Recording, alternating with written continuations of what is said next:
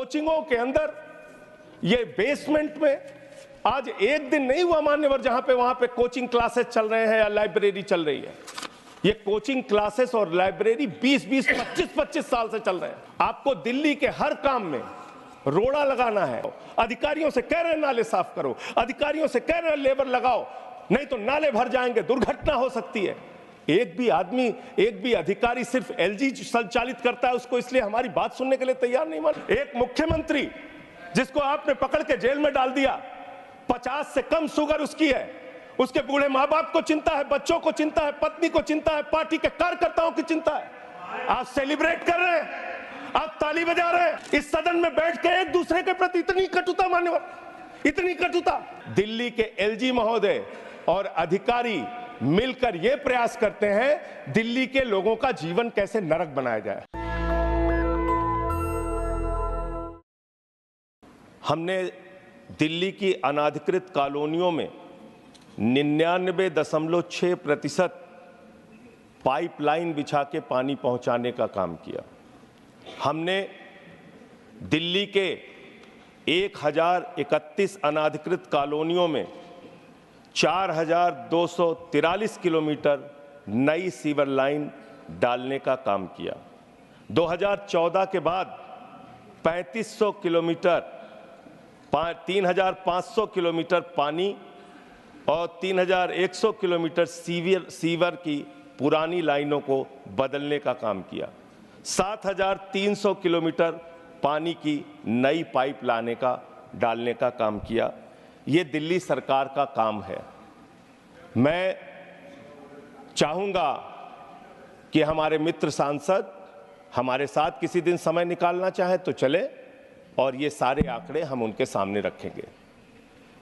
मैं बड़ी पीड़ा के साथ, दुख के साथ ये बात कहना चाहता हूं सर, जो 3 बच्चे जिनकी जान गई है इस घटना में, मैं ईश्वर से प्रार्थना करता हूं उनकी आत्मा की शांति के लिए।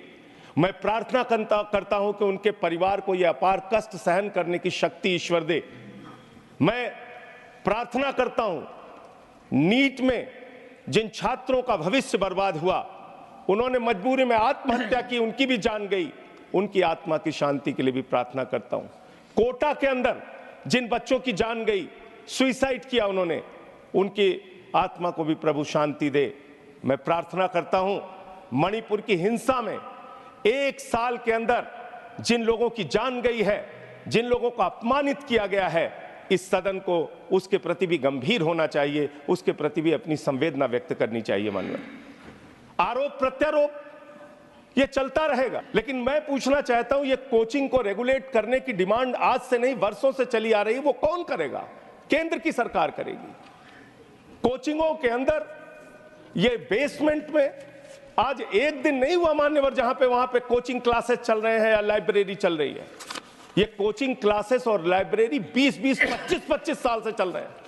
और उस समय एमसीडी में 15 वर्षों से सत्ता पक्ष भारतीय जनता पार्टी का शासन था।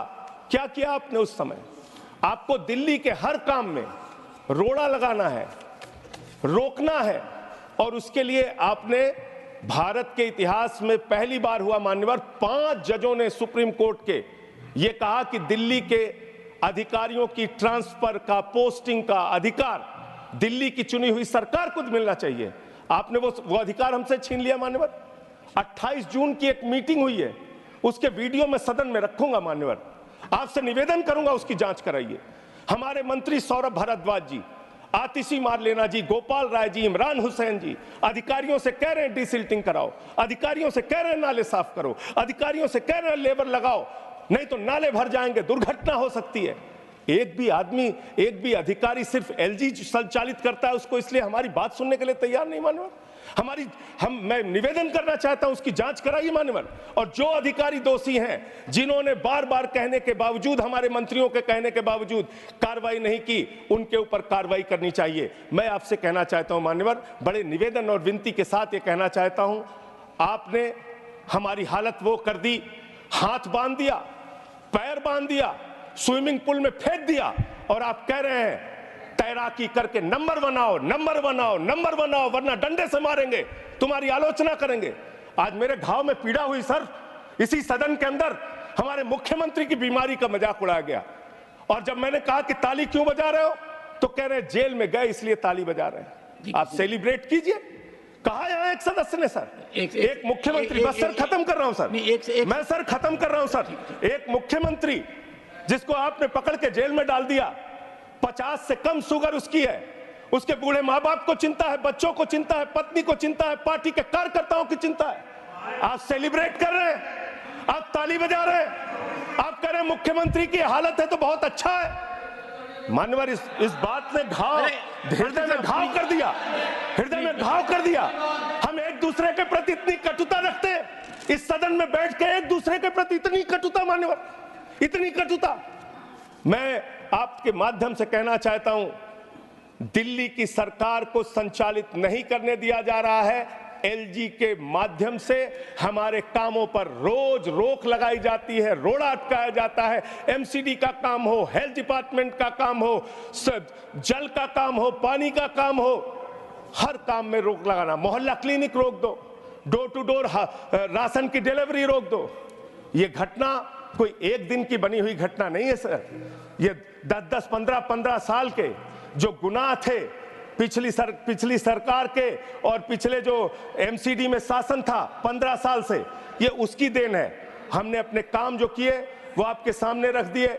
हम आपके माध्यम से ये बताना चाहते हैं कि हमारे सरकार के मंत्रियों ने एक नहीं अनेक बार इनसे निवेदन किया, विनती किया, बार बार कहा, और उसके बावजूद सिर्फ और सिर्फ दिल्ली के एलजी महोदय और अधिकारी मिलकर यह प्रयास करते हैं दिल्ली के लोगों का जीवन कैसे नरक बनाया जाए।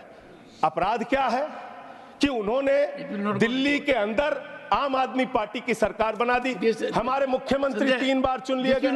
मैं सर बस खत्म कर रहा हूं, बस अंतिम मैं कह रहा हूं सर, उनका अपराध क्या है कि उन्होंने केजरीवाल को मुख्यमंत्री बना दिया, जो बिजली फ्री देते हैं, पानी फ्री देते हैं, शिक्षा फ्री देते हैं, इलाज फ्री देते हैं, जो बस की यात्रा फ्री देते हैं।